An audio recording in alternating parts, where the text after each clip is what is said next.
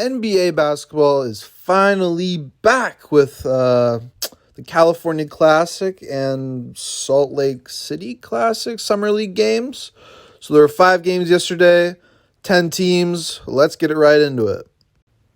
So first game that happened yesterday was at the California Classic, and it was Heat versus Lakers. I was honestly not that hyped for this game. But it turned out to be a great showing for Jaime Jaquez. So I guess I'll start with the Heat. It was Jaime Jaquez's NBA debut.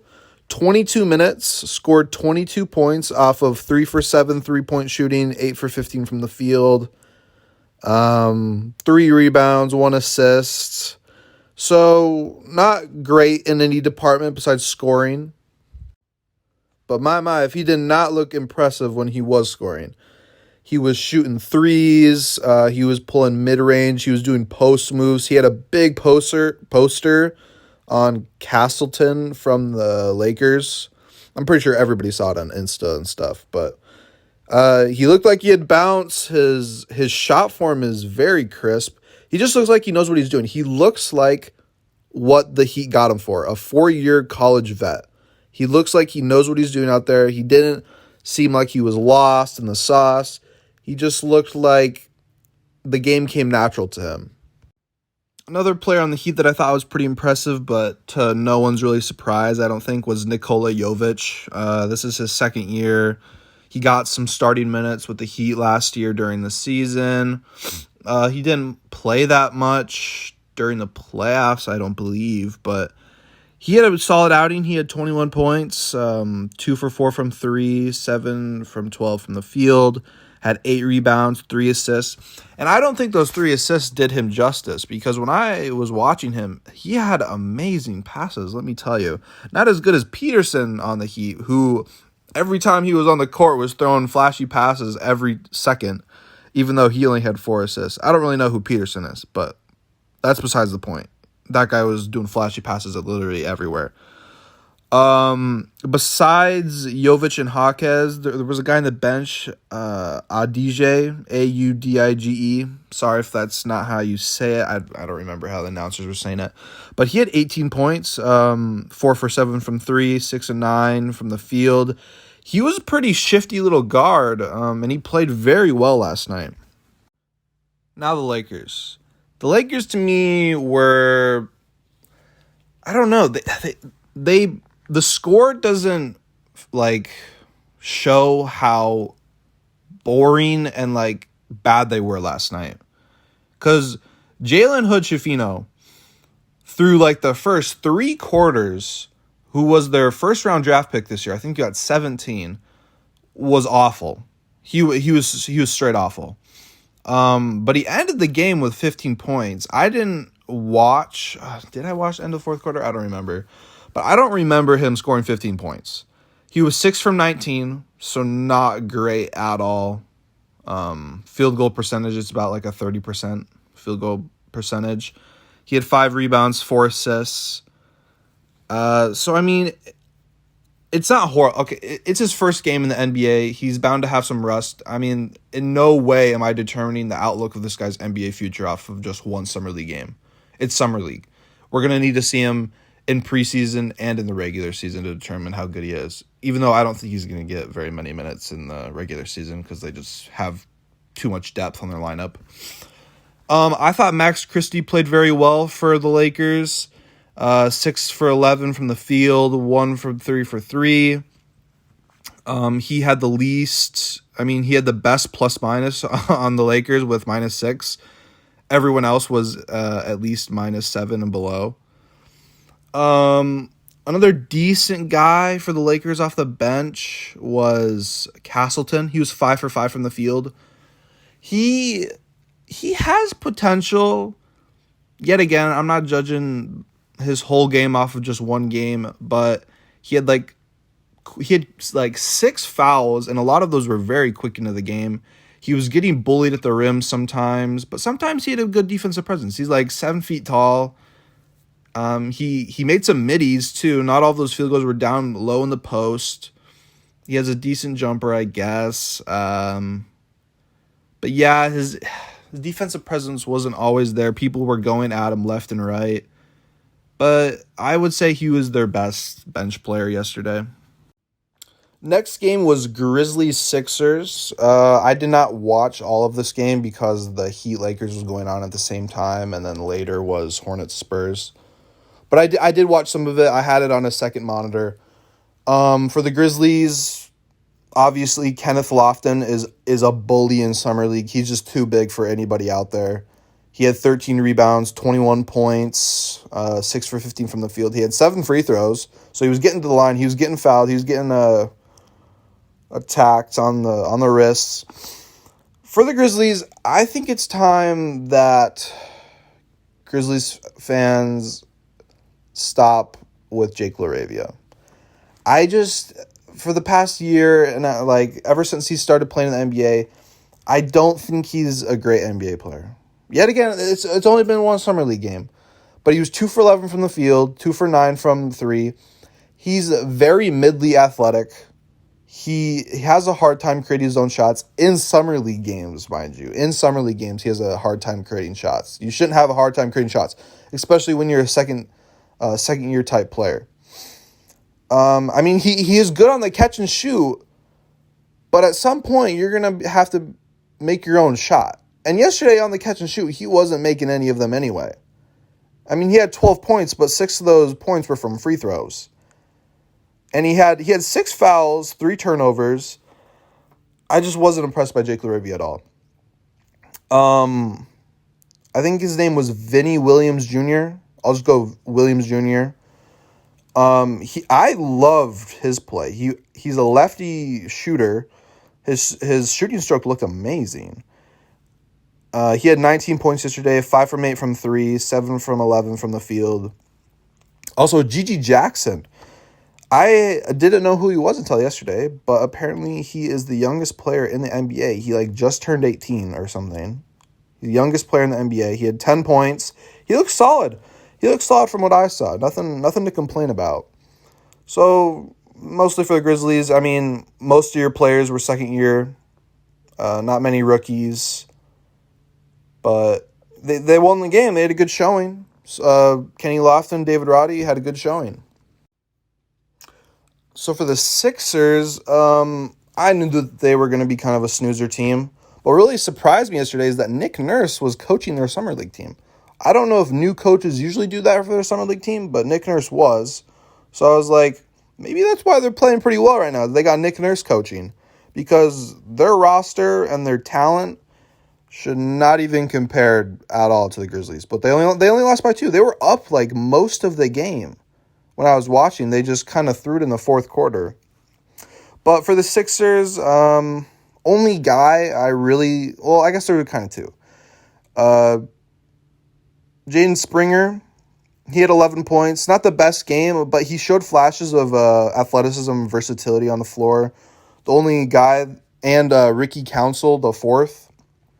I thought his jumper, he gets very high on it, and it's a very nice-looking stroke. He just didn't cash in a lot of them sometimes, but the real player on the Sixers that I was impressed with the most was Jaquavius Smith, guard. I don't think I've ever seen him play before. He had 18 points, 4 for 10 from 3, 6 for 16 from the field. Like I said, no one on the Sixers really had that great of a game, but if anybody had a great game, it was him. So there you go, Sixers fans, I guess. And the big game that I think most people were looking forward to yesterday was Spurs versus Hornets. Obviously for the Spurs, Victor was not playing, but Brandon Miller for the Hornets was. So I'll start out with the Spurs here. Champagne. I don't know how you say it. The announcers yesterday were saying Champagne, I think. 30 points, 9 for 20 from the field, 5 for 12 from 3, made 7 free throws. That guy played amazing. I think he's a second-year player. I believe I remember seeing him play last year. I could be wrong, though. He had 30 points, along with Barlow, who had 24, 10 for 13 from the field. He only missed 3 shots. He missed 2 free throws, but he only missed 3 shots. Barlow has an amazing NBA physique. He's long. He can shoot. He can drive. He can play defense.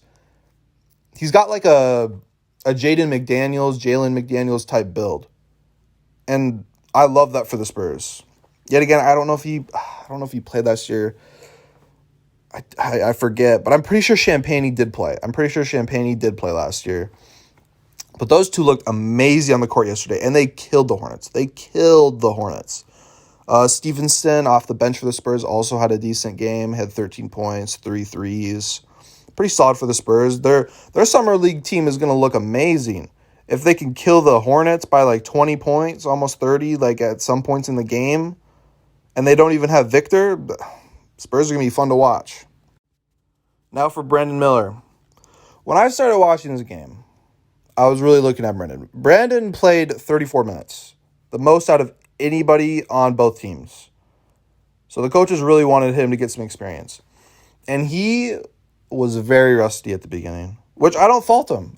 He hasn't played in a while. College has been done for like 3-4 months. Some people have a harder time adjusting to the league, which I'm not saying he's having a hard time. It's his first summer league game. He's bound to have some nerves. He's bound to look shaky at the start. But at the beginning of the game, he looked very shaky. He wasn't doing anything at the beginning of the game. He got 3 quick fouls at the beginning of the game.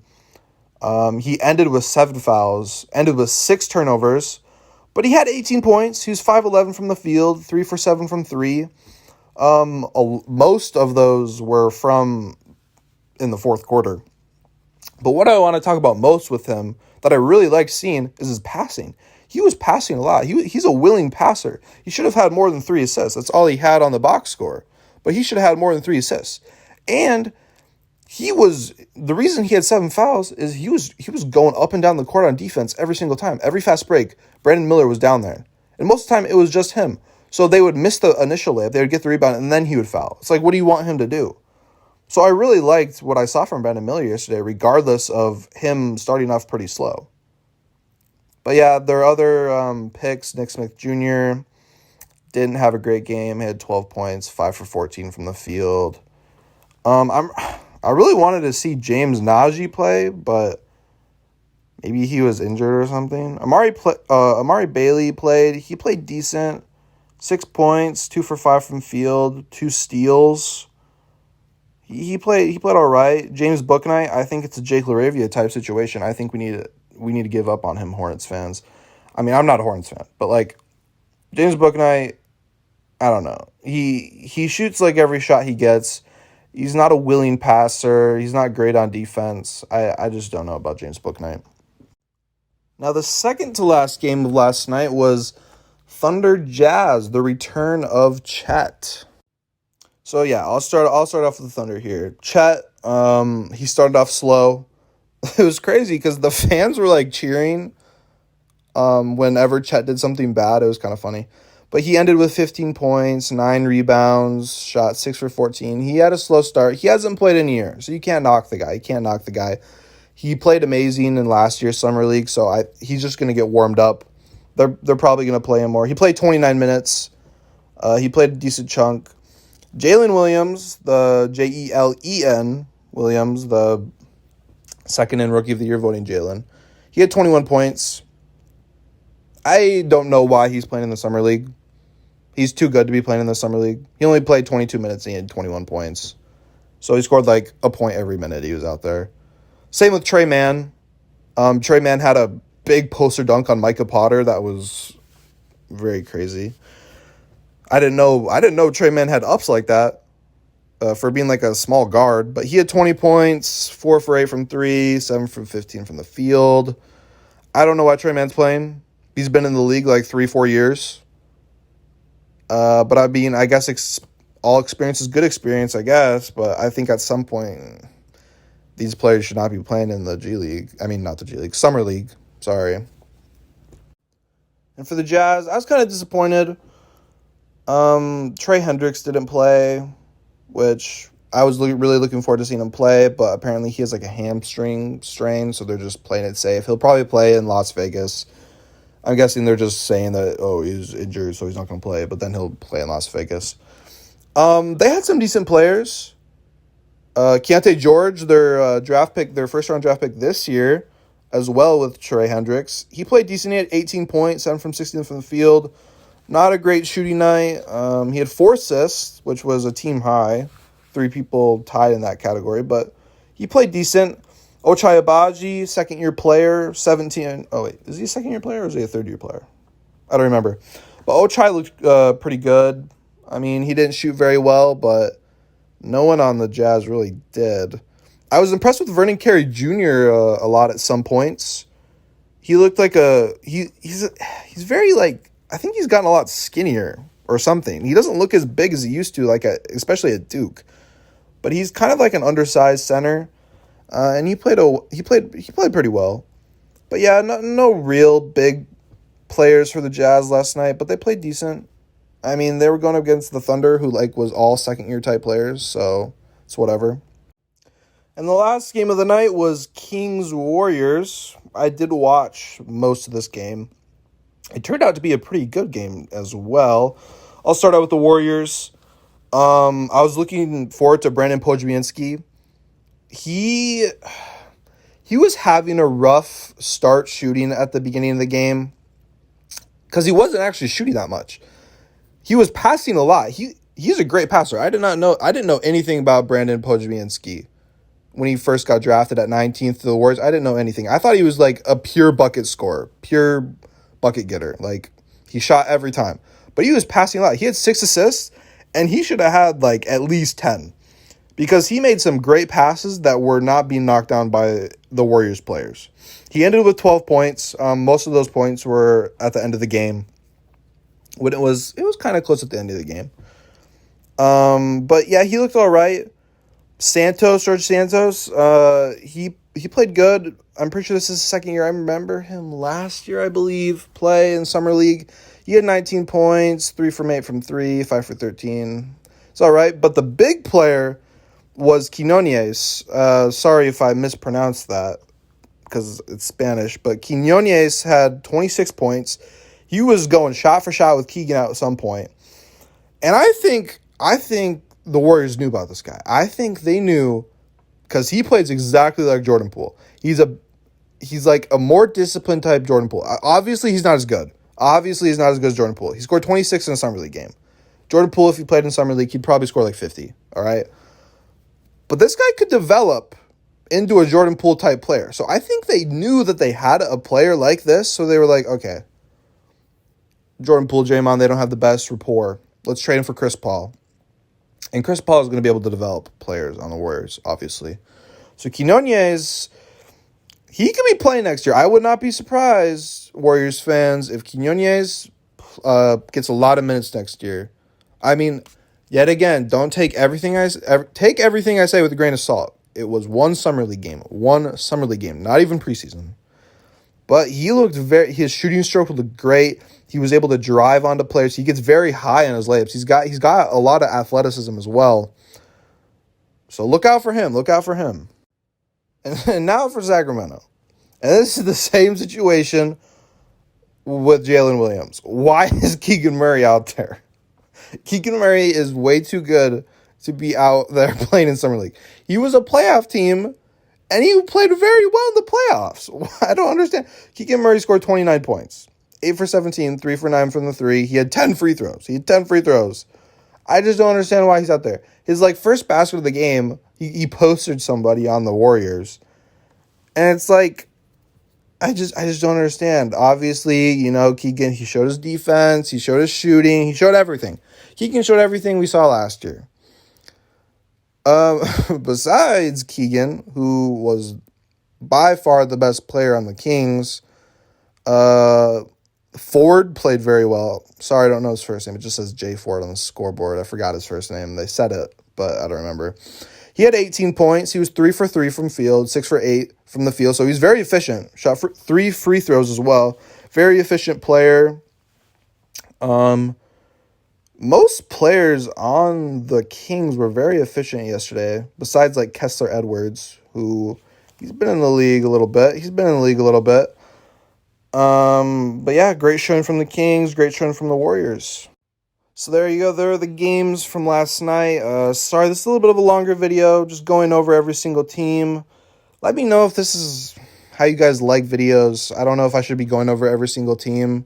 I mean, I watched a part of every single game, so I just thought I would. A little snippet for each fan out there for each team. But just let me know if you want me to cover like the highlight games, I'll do that, or the highlight players. But I like talking about every single game. So yeah, well, Summer League picks up on tomorrow, Wednesday. So I'll do another video Thursday.